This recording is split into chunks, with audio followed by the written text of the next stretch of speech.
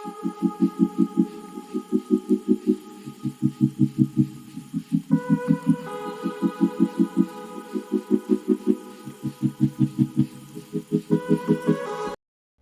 Everyone, welcome to my channel. This is Tubris world. কেমন আছো সবাই? আশা করি সকলেই খুব ভালো আছো, আর তোমাদের ভালোবাসাতে আমিও খুব ভালো আছি।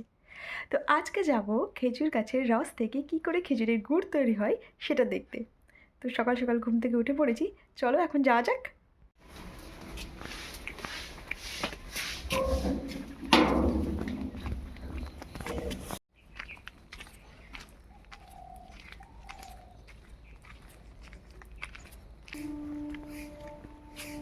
এই যা, খেজুর গাছ থেকে হাঁড়ি নামানো হয়ে গেছে, আমরা আসতে লেট করে ফেলেছি। এই যে হাঁড়ি সব ভুটভুট করে রাখা রয়েছে। এত সকাল সকাল করে উঠেও রস নামানো দেখতে পেলাম না। দেখো, সব রস নামিয়ে হাঁড়িগুলো ভুট করে দিয়ে চলে গেছে।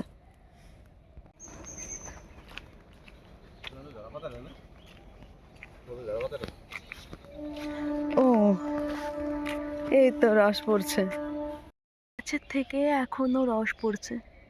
চলো তোমাদেরকে দেখাই।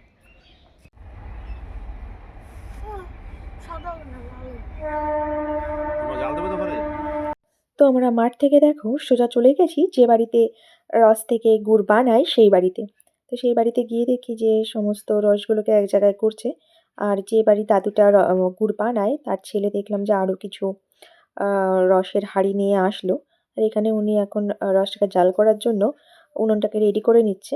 এখন দেখো বড় একটা তাওয়াল চাপিয়ে দিল, তারপরে রসগুলোকে সুন্দর করে নেটের মাধ্যমে ছেঁকে নিয়ে এখন জাল ধরিয়ে দেবে।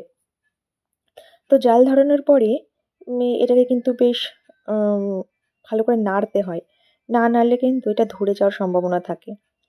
তো দেখো এখানে নাড়াচাড়া কাজ চলছে। তো এখন উনি জোরদার কাজ করছে। তো এখানে দেখো কিছুটা রস উনি আর কি তুলে রাখছে, যে এই রস থেকে তো পাটালি গুড় তৈরি করবে, তো এতটা একসঙ্গে উনি করতে পারবেন না, তাই একটা হাঁড়িতে আলাদা করে সাইড করে রেখে দিল, যে এইগুলো দিয়ে পরে করবে।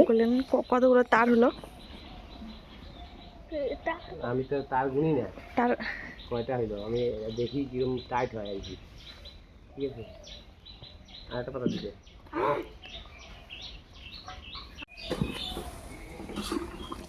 আইসে নামাই দেবা।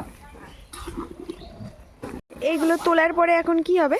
এইটাকে আবার রেডি হয়ে গেছে, এটা হ্যাঁ, চাপড়ে দিয়ে ঘষলেই হবে। ঘষলেই হয়ে যাবে, তাই তো? এখন দেখো দাদু আর দিদা মিলে গুড় বানানোর পাত্রটিকে উনুন থেকে নিচে নামিয়ে রেখে এই যে যে গুড়টা হয়েছে এই গুড়টাকে এখন পাটালি বানানোর জন্য রেডি করবে, মানে ঘষে নেবে।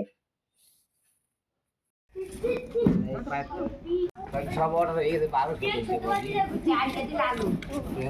ছাড়লে হয় কি, আমার ভাই কি মালটা দেখতে হবে যে জিনিসটা কি দিয়ে লাল হয় না, এই কালারই করবো। আর এখানে এই পুচকু বাচ্চাটার হাতের স্পিড দেখো, ও কি স্পিডে গুড়গুলোকে ঘষছে।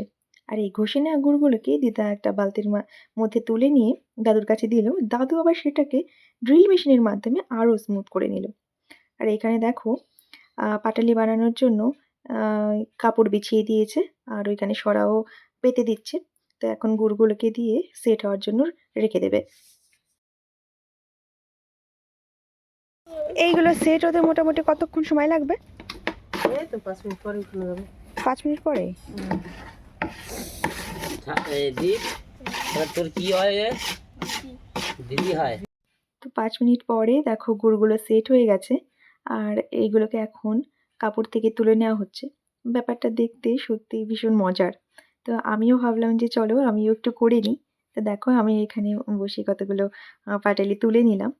তো দেখো এখানে সমস্ত পাটালিগুলো ঝুড়ির মধ্যে রাখা হয়েছে। কি সুন্দর দেখাচ্ছে, তাই না বলো? তো যখন গুড় বানানো দেখা হয়ে গেছে, তখন আমি যখন বাড়ি আসবো তখন দাদু বললো যে একটু রস খেয়ে যা।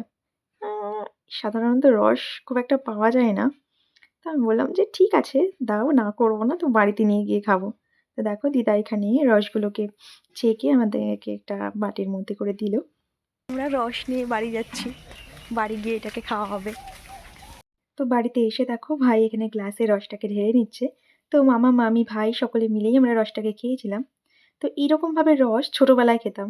তো বহুত দিন পরে এরকমভাবে রস খেতে পেয়ে আমার তো ভীষণই ভালো লেগেছে। তো তোমরা কারা, কারা এই শীতে রস খেয়েছো আমাকে অবশ্যই জানিও। দেখা হবে তোমাদের সঙ্গে নেক্সট কোনো ভিডিওতে।